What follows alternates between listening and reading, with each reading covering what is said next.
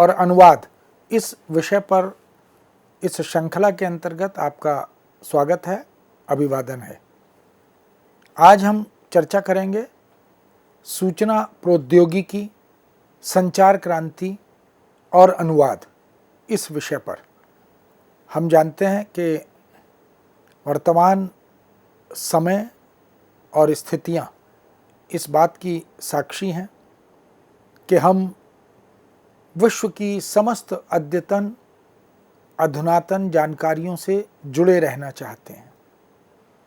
हम 21वीं शताब्दी के तीसरे दशक में प्रवेश कर चुके हैं और वैश्विक तमाम तरह की आपदाओं, चाहे वो प्राकृतिक हो, चाहे वो महामारियां हों, इनके अनुभव ने भी हमें इस सूचना प्रौद्योगिकी और संचार क्रांति की महत्ता से अवगत कराया है।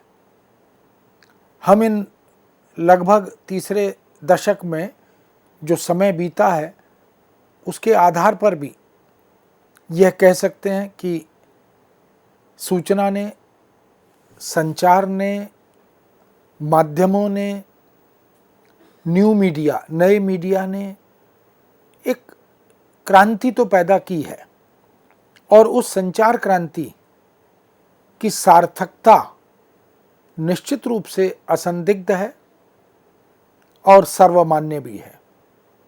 क्रांति के संचार के, सूचना के माध्यम, उपकरण, साधन ये भी निरंतर अद्यतन हो रहे हैं, बदल रहे हैं। इनकी उपादेयता भी हम सब स्वीकार कर रहे हैं क्योंकि हमारी जीवनचर्या का, जीवन शैली का, कार्य क्षेत्र में या राजनीति के क्षेत्र में, धर्म के क्षेत्र में, अध्यात्म के क्षेत्र में, भक्ति के क्षेत्र में, प्रेम के क्षेत्र में, मनोरंजन के क्षेत्र में, सभी जगह इन संचार माध्यमों ने अपनी उपादेयता, अपनी प्रासंगिकता और सार्थकता सिद्ध की है। वो पारंपरिक संचार माध्यम हो या अद्यतन अधुनातन नए माध्यम हो, इन सब ने ये सिद्ध किया है कि सूचना और संचार क्रांति विकास की आधारशिला है। हम दुनिया को अपने ज्ञान से, भारतीय ज्ञान परंपरा से यदि अवगत करा पा रहे हैं तो उसमें इन संचार माध्यमों की भूमिका स्तुत्य है, स्मरणीय है। हम विश्व के विचारकों, चिंतकों या साहित्य सेवियों या विज्ञान तकनीक आदि क्षेत्रों में कार्यरत विद्वानों के अवदान से लाभान्वित हो पा रहे हैं, उपकृत हो पा रहे हैं, अवगत हो पा रहे हैं, तो उसमें भी संचार माध्यमों की भूमिका महत्वपूर्ण है। हम जानते हैं कि सूचना और संचार क्रांति के मूल में 3 प्रकार के माध्यम आज रेखांकित किए जाते हैं। एक प्रिंट मीडिया यानी मुद्रित माध्यम। इन मुद्रित माध्यमों में पत्र यानी समाचार पत्र, पत्रिकाएं, hoarding, poster, banner, wall writing, दीवारों पर भी लेखन का एक इतिहास रहा है। और इलेक्ट्रॉनिक माध्यम यानी विद्युतीय माध्यम और उपकरण, इनमें अगर हम देखें तो रेडियो जिसने क्रांति की, जिसका 90 वर्ष का इतिहास आज हम देख सकते हैं ऑल इंडिया रेडियो या आकाशवाणी के रूप में, और लगातार रेडियो में भी क्रांतिकारी परिवर्तन हुए हैं, आधुनिकता से जुड़ा है, नए नए चैनल्स आ गए हैं, उसका निजीकरण भी हुआ है, सरकारी चैनल भी उसमें काम कर रहे हैं। तो रेडियो या दूरदर्शन, इन दोनों को देख सकते हैं।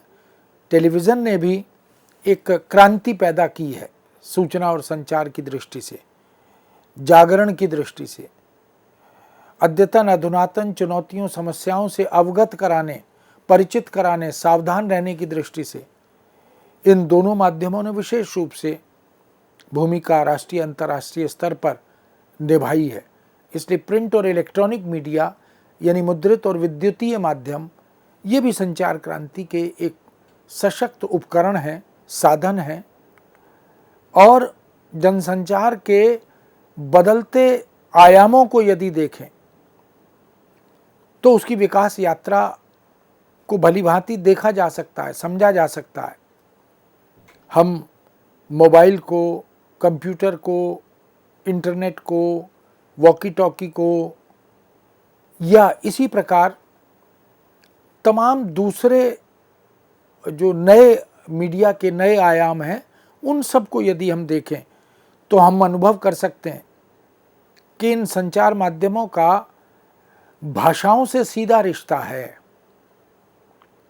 ये राष्ट्रीय स्तर पर प्रसारण करते हैं या क्षेत्रीय स्तर पर प्रसारण करते हैं या अंतर्राष्ट्रीय स्तर पर इनका प्रसार हम देख सकते हैं। रेडियो हो या टीवी हो, टेलीविज़न हो, सिनेमा हो, इंटरनेट हो, कंप्यूटर हो, इनका क्षेत्रीय भाषाओं से और देश की 22 उन भाषाओं से सीधा संबंध हम देख सकते हैं जो संविधान की 8वीं अनुसूची में समाहित हैं, जिन्हें राष्ट्र की भाषा कहा जाता है। और हिंदी जो कश्मीर से कन्याकुमारी तक पूरे भारत को जोड़ती है, उसको भी हम माध्यमों की एक सशक्त भाषा के रूप में देखते हैं। पूरे देश में और पूरी दुनिया में हिंदी के माध्यम से जो समाचार प्रसारित होते हैं, जो विज्ञापन प्रसारित होते हैं, जो मनोरंजन के धारावाहिक प्रसारित होते हैं, चर्चा परिचर्चाएं प्रसारित होती हैं, तमाम तरह की अद्यतन अधुनातन रहने वाली जानकारियां प्रसारित होती हैं, उन सब को हम देख सकते हैं। तो एक गहन, गंभीर और महत्वपूर्ण रिश्ता संचार माध्यमों का भाषाओं से है। वो भारतीय भाषाएं हों, क्षेत्रीय भाषाएं हों, राष्ट्र की भाषाएं हों, राजभाषा हिंदी हो या विश्व की भाषाएं हों, हम उनमें इन भाषाओं के प्रयोग अनुप्रयोग को देख सकते हैं। और अनुवाद तो निश्चित रूप से भाषाओं पर आधारित विधा है। दो भाषाओं की आवश्यकता अनुवाद में पड़ती है, स्रोत भाषा और लक्ष्य भाषा। और इन माध्यमों की अगर कोई रीढ़ है, सूचना और संचार क्रांति की यदि कोई बैकबोन है तो वह अनुवाद है। इसलिए अनुवाद आधारित और अनुवाद आश्रित संचार क्रांति को हम वर्तमान समय में देख पा रहे हैं। यदि कहा जाए कि सूचना प्रौद्योगिकी यदि चहुमुखी और बहुमुखी राष्ट्रीय विकास, अद्यतन, अधुनातन, वैश्विक ज्ञान विज्ञान, इन सब के द्वार खोलने का काम करती है, तो एक उसकी अनिवार्य भूमिका राष्ट्र की प्रगति में, समाज की प्रगति में, संस्कृति के विस्तार में असंदिग्ध दिखाई देती है। संचार क्रांति ने, सूचना प्रौद्योगिकी ने, उसके नए नए माध्यमों और उपकरणों ने उसकी उपादेयता से हमें अवगत कराया। हमारी निर्भरता उस पर अत्यधिक हुई। मोबाइल इसका एक सशक्त उदाहरण है, कंप्यूटर, लैपटॉप इसका दूसरा उदाहरण है।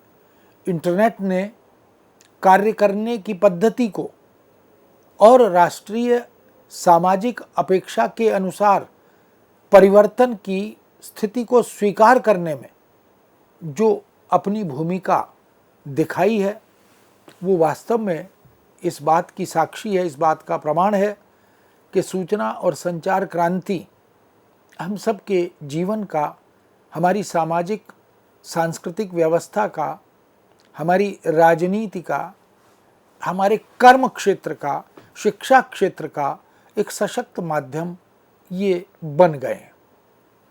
अगर 21वीं शताब्दी के भारत की बात करें भारत के नवनिर्माण की परिकल्पना करें, 2047 में हम भारत के उस स्वरूप का यदि स्मरण करें, कल्पना करें, जिसकी अपेक्षा आवश्यकता हम महसूस कर रहे हैं, हम विश्व के मंच पर अपनी किसी भी एक, दो या अधिक भाषाओं के माध्यम से अपना प्रतिनिधित्व कर सकेंगे।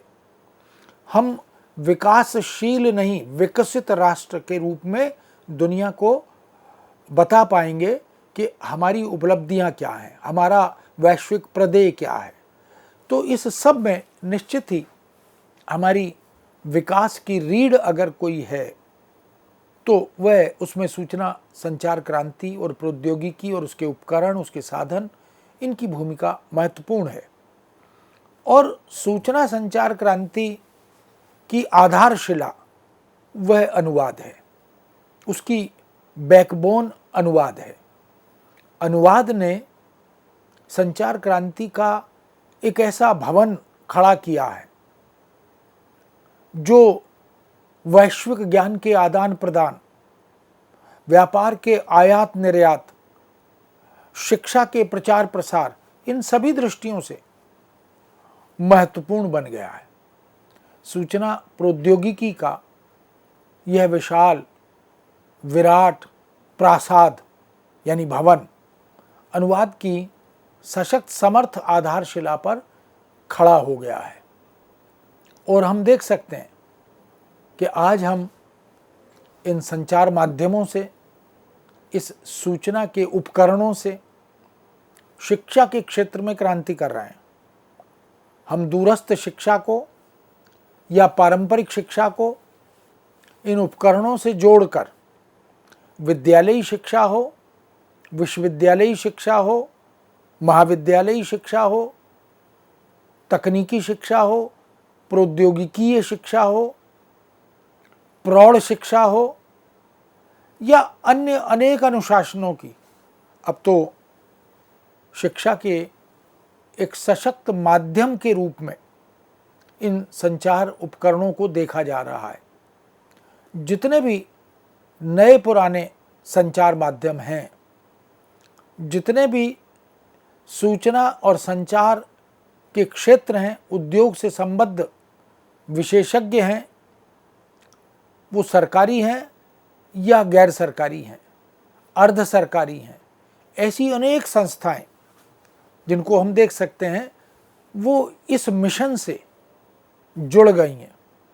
ये जो मिशन है सूचनाओं को वैश्विक स्तर पर संचरित करने का, जागरूक करने का, अद्यतन अधुनातन वैश्विक जानकारियों से अवगत कराने का, साहित्य की संवेदना से जोड़ने का, शिक्षा और ज्ञान की भूमिका से उपकृत कराने का, ये सभी की राह अब सूचना संचार माध्यमों में अनुवाद से होकर ही जाती है।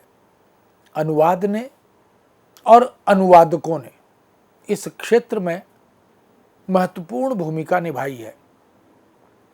यह भी सिद्ध किया कि अनुवाद अब उस तरह का उपेक्षणीय अनुशासन या विधा नहीं है, उस तरह का अनुशासन अब नहीं है जिसे दोयम दर्जे के कार्य के रूप में देखा जाता था। अनुवाद ने अपनी सार्थकता, अपनी उपादेयता, अपनी महत्ता को स्वतः सिद्ध किया है। अब अनुवाद पाप नहीं है। वो जमाना, वो युग अब नहीं है कि ट्रांसलेशन इज ए सिन या ट्रांसलेटर इज ए ट्रेटर कहा जाता था। अब तो अनुवादक को अग्रिम पंक्ति में बैठने का अधिकारी बना दिया है। अब अनुवाद एक सर्विस प्रोवाइडर डिसिप्लिन यानी एक ऐसे अनुशासन के रूप में स्वीकृत हो रहा है जो राष्ट्रीय शिक्षा नीति का भी एक सशक्त उपकरण बन रहा है। अब हम साहित्य और भाषा से इतर अनुशासनों में भी अनुवाद की भूमिका को रचनात्मक रूप में देख रहे हैं और इन सब से लाभान्वित और उपकृत होने का जो अवसर है वो सूचना संचार माध्यमों से दुनिया के किसी भी कोने में, विश्व के किसी भी देश में, भारत के किसी भी कोने में, पर्वतीय क्षेत्र हो, पिछड़ा क्षेत्र हो या अद्यतन अधुनातन विकसित क्षेत्र हों, उन सब में बैठे हुए नागरिक, देशवासी, विश्ववासी अब अनुवाद के माध्यम से इस ज्ञान विज्ञान से लाभान्वित हो रहे हैं, उपकृत हो रहे हैं।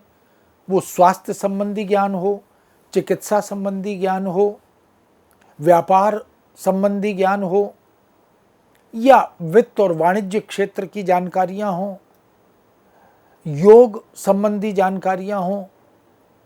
मीडिया ने, संचार माध्यमों ने हमें पूरी दुनिया से और पूरी दुनिया को हमसे जोड़ दिया है। अनेक संवाददाता जो प्रिंट मीडिया और इलेक्ट्रॉनिक मीडिया यानी मुद्रित माध्यम और विद्युतीय माध्यमों में कार्यरत रहते हैं, समर्पित रहते हैं, बहुत से रिपोर्टर होते हैं, शीर्षस्थ संपादक होते हैं, या आजकल के संदर्भ में देखें तो पत्र पत्रिकाओं में या मास मीडिया के इन तमाम अनुशासनों में प्रबंधक होते हैं। वो सभी अनुवाद की बैसाखियों पर ही चलते हैं, चलने को बाध्य होते हैं।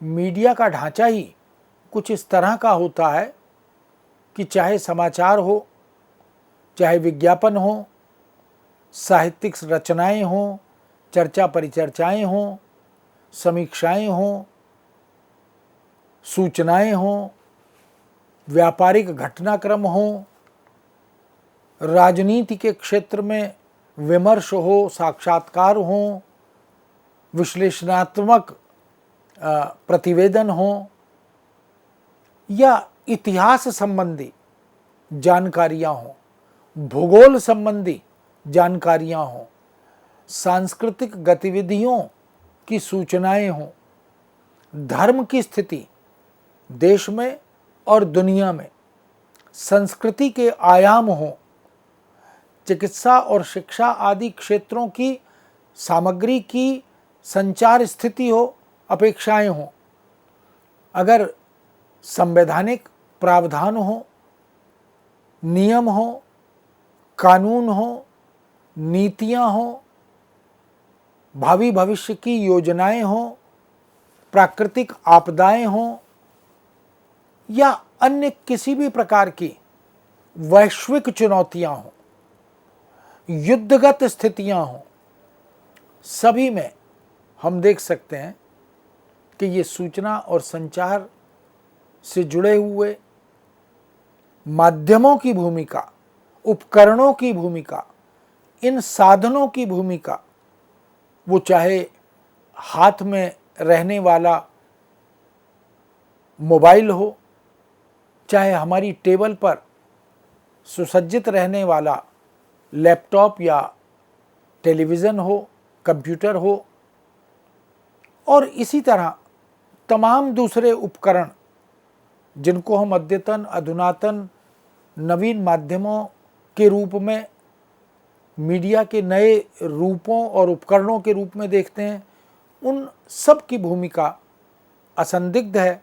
लेकिन उन सब की भूमिका को सार्थक बनाने में सर्वाधिक महत्वपूर्ण भूमिका अनुवाद की है, भाषा की है। यदि भाषा न हो तो सूचना और संचार क्रांति अधूरी हो जाएगी, उसका ये प्रासाद, ये भवन धराशायी हो जाएगा। इसलिए अनुवाद ने और अनुवादकों ने इस संचार क्रांति के युग का जो निर्माण किया है वह स्तुत्य है, वंदनीय है। हम सरकारी और गैर सरकारी स्तर पर, स्वैच्छिक संस्थाओं के स्तर पर, प्रशिक्षण आदि के क्षेत्र में भी इनकी भूमिका देख सकते हैं। कह सकते हैं कि इस बहुभाषा भाषी देश में, क्योंकि भारत मल्टीलिंगुअल यानी बहुभाषा भाषी देश है, बहुत सी भाषाएं, उपभाषाएं, बोलियां, उपबोलियाँ इस देश में विद्यमान रही हैं। एक लंबा इतिहास हमारा भाषाई संपदा का, भाषा से उत्पन्न शब्द संपदा का रहा है। हमने विश्व ज्ञान से जुड़ने के लिए विश्व की भाषाओं से भी शब्द संपदा को अपेक्षा अनुसार स्वीकार भी किया है, और हमने भी विश्व की भाषाओं को अपनी भाषाओं के शब्दों से उपकृत किया है। हिंदी भाषा की भूमिका इसमें विशेष रूप से उल्लेखनीय और महत्वपूर्ण है। इसलिए अनुवादाश्रित व्यवस्था अधिकांशतः इस भाषाई आदान प्रदान में, क्योंकि इस देश के 29-30 राज्यों में हम देख सकते हैं कि उन राज्यों का वर्गीकरण, उन राज्यों का विभाजन अधिकांशतः भाषा आधारित है।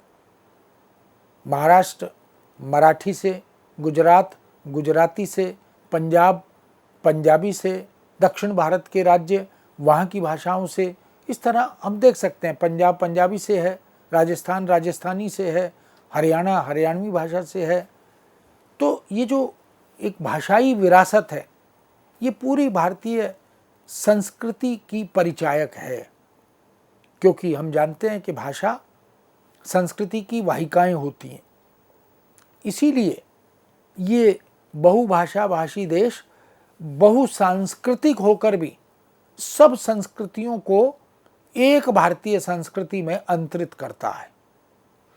इसीलिए हम देश विदेश में किसी भी राज्य से हों, किसी भी भाषा से हों, किसी भी भाषा के प्रयोक्ता हों, लेकिन हम पहले भारतीय होते हैं। पहले राष्ट्र हमारे लिए सर्वोपरि होता है, और अनुवाद से हम परस्पर विचारों का, वस्तु का, संदेश का, मूल्यों का, सांस्कृतिक धरोहर या विरासत का आदान प्रदान करते भी हैं। इस दृष्टि से हम देख सकते हैं कि प्रिंट मीडिया या इलेक्ट्रॉनिक मीडिया, यानी मुद्रित माध्यम और विद्युतीय माध्यम, इन सब में, जिनमें विज्ञापन भी शामिल हैं, सिनेमा भी शामिल है, और अब तो बहुत सारे उपकरणों में नए नए तरह के ज्ञानवर्धक, मनोरंजक, ऐसे बहुत से कार्यक्रम समाहित हो गए। तो नए पुराने सभी उपकरण, सभी साधन उपाय, ये संपूर्ण प्रविधि और प्रक्रिया को अपने या बृहत व्यवस्थागत अनुवाद तंत्र से उपकृत करते हैं।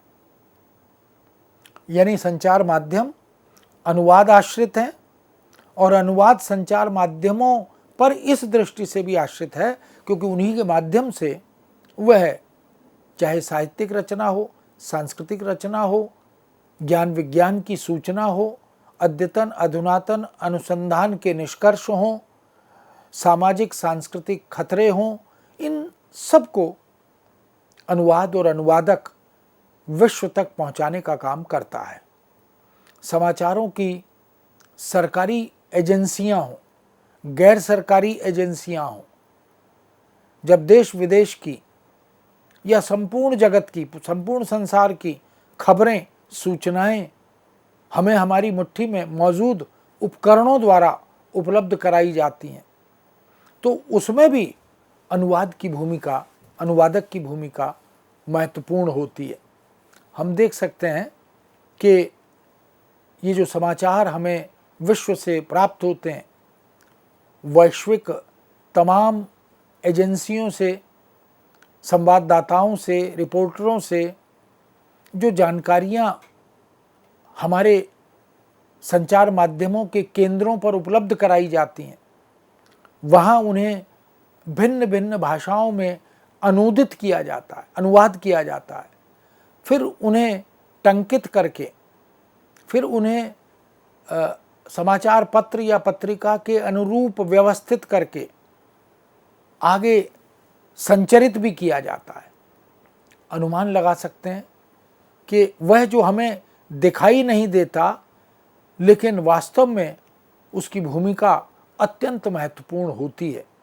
इसलिए सरकारी या गैर सरकारी स्तर पर जो एजेंसियां समाचारों के लिए काम करती हैं, संग्रह करती हैं, अनुवाद करती हैं, वो सब देश विदेश की, पूरे विश्व की खबरों को, सूचनाओं को हमारे उपकरणों तक पहुंचाती हैं।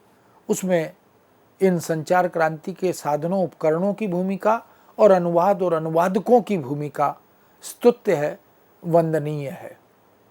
मित्रों, इस विषय को यहाँ विराम देते हैं। पुनः आपके समक्ष उपस्थित होंगे। आज्ञा दीजिए। नमस्कार।